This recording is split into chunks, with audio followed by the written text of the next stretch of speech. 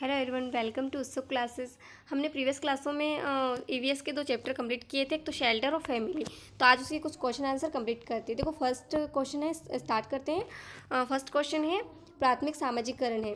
शुरुआती आयु में परिवार एवं मित्रों से सीखना, किशोरावस्था में समाज से सीखना, प्राथमिक स्तर पर समाज से सीखना और शिक्षकों का अनुसरण करना। तो देखो, इसका ऑप्शन है, करेक्ट आंसर है ए। देखो क्या है कि शुरुआती आयु में परिवार और मित्रों से सीखना सामाजिकरण कहलाता है। ठीक है। क्वेश्चन नंबर टू क्या है, जिस परिवार में दादा दादी, चाचा चाची, ताऊ ताई मीन्स क्या होता है, अंकल आंटी, बुआ, माँ बाप और बच्चे रहते हैं, उसे क्या कहते हैं? एकल परिवार, संयुक्त परिवार, व्यापक परिवार या सभी। तो उन्हें क्या कहा जाता है? संयुक्त परिवार कहा जाता है। ठीक है, जिसमें सब रहते हैं उसे कहते हैं संयुक्त परिवार। ओके। क्वेश्चन नंबर थर्ड क्या है, बालक को दिए जाने वाले आराम व निस्वार्थ प्रेम का सर्वोत्तम उदाहरण क्या है?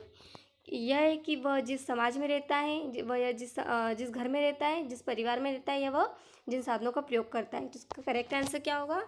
ऑप्शन नंबर सी, कि वह जिस परिवार में रहता है ये उसका सर्वोत्तम उदाहरण है। ठीक है।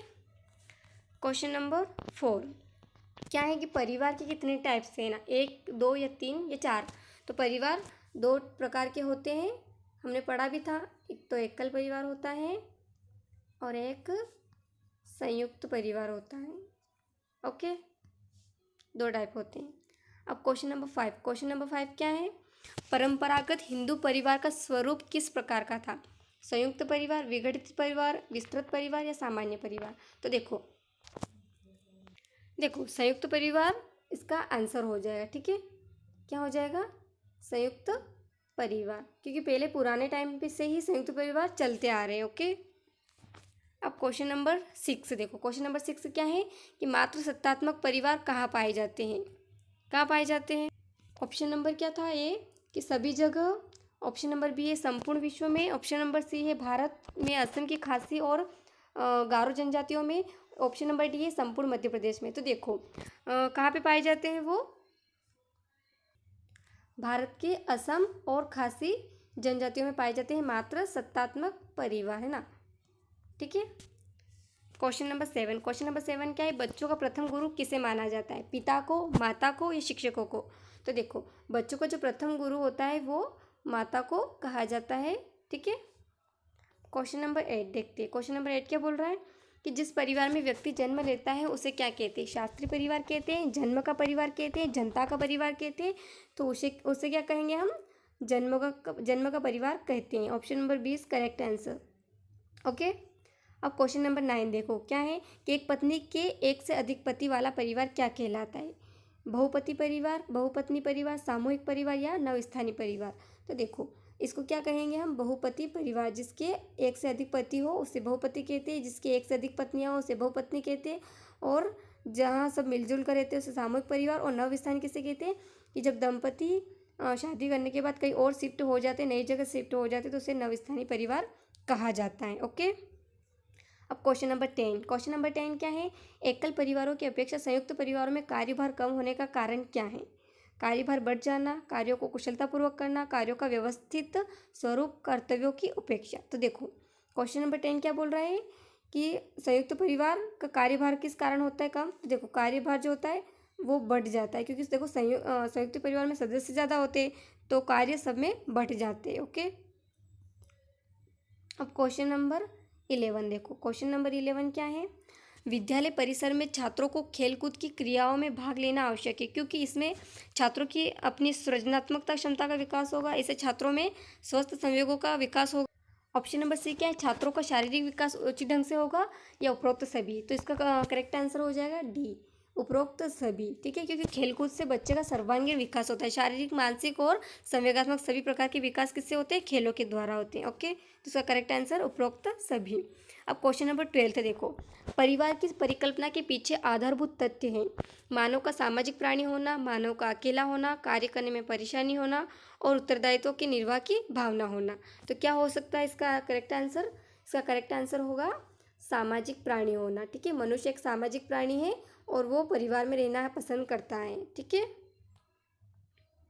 अब क्वेश्चन नंबर 13 क्या कह रहा है कि कौन सी विशेषता परिवार की नहीं हो सकती है? कम से कम 2 भिन्न लिंग वाले वयस्क साथ रहना और प्रत्येक सदस्य की आय भिन्न जमा की जाती हो और वे समान आवास, भोजन और समान सामाजिक क्रिया का उपयोग करते हो और सुरक्षा एवं बच्चों का साझा उत्तरदायित्व। तो क्या परिवार की विशेषता नहीं हो सकती है? तो क्या नहीं हो सकती है कि प्रत्येक सदस्य अपनी आय जो है भिन्न भिन्न जमा करेगा, ये उसकी विशेषता नहीं होगी। ठीक है। क्वेश्चन नंबर 14 क्या है? निम्न में से कौन सा कथन सत्य है? कौन सा कथन सत्य है? सभी परिवारों के नियम एक जैसे होते हैं। माँ बाप से बच्चों के जो गुण होते हैं स्थान जो होते हैं उनको आनुवंशिकता कहते हैं। एक परिवार के सदस्यों की संख्या कभी घट बढ़ नहीं सकती। तो देखो ऑप्शन नंबर डी भी है। बच्चा स्कूल में से कुछ सीखता है। क्या करेक्ट आंसर हो सकता है इसका? करेक्ट आंसर होगा इसका कि जो माँ बाप के जो गुण हैं वो बच्चों में स्थानांतरण होते हैं और उसे क्या कहते हैं? आनुवंशिकता कहा जाता है। ठीक है, ये इसका सही कथन है। ठीक है, और सभी देखो ऑप्शन नंबर ए गलत क्यों हुआ? क्योंकि सभी परिवारों में के नियम एक जैसे होते हैं ना, तो ऐसा ज़रूरी नहीं कि हर परिवार के नियम सेम हो, सबके अलग अलग हो सकते हैं। ओके, और सी वाला क्या है कि सदस्यों की संख्या कभी घट बढ़ नहीं सकती। क्यों नहीं घट बढ़ सकती? बिल्कुल घट बढ़ सकती है। ठीक है, तो ये गलत हो गया। अब देखो 15 वाला क्वेश्चन क्या है? 15 क्या कह रहा है कि माता के पास सत्ता वाला परिवार है। मातृ सत्तात्मक परिवार, पितृ सत्तात्मक परिवार, पितृवंशी परिवार, पितृ स्थानीय परिवार। तो देखो हमने पढ़ा था कि जो अगर माता के हाथ में सत्ता होती है तो वो क्या कहलाएगा? मातृ सत्तात्मक परिवार कहलाएगा। तो option number A is correct answer. अब क्वेश्चन नंबर 16 क्या कह रहा है कि परिवारों के टूटने के फलस्वरूप बच्चों में होने वाली प्रतिक्रिया है। मतलब जब परिवार टूट जाते हैं तो बच्चों में क्या प्रतिक्रिया देखने को मिलती है? बच्चों का अंतर्मुखी होना, बच्चों में विद्रोह पनपना, बच्चों का कुंठित होना, ये सभी। तो देखो ये सभी हो सकते हैं। ठीक है, ये कारण सभी हो सकते हैं। ठीक है, परिवार टूटने के। ओके, अब क्वेश्चन नंबर 17, आदर्श परिवार किसे माना जाता है? संयुक्त परिवार को, छोटे परिवार को, या दोनों को? तो आदर्श परिवार किसको माना जाता है? संयुक्त परिवार को। Option number A is correct answer. अब क्वेश्चन नंबर 18, वह परिवार कौन सा है जिसमें पति पत्नी अविवाहित बच्चों के साथ रहते हैं? एकल परिवार, संयुक्त परिवार?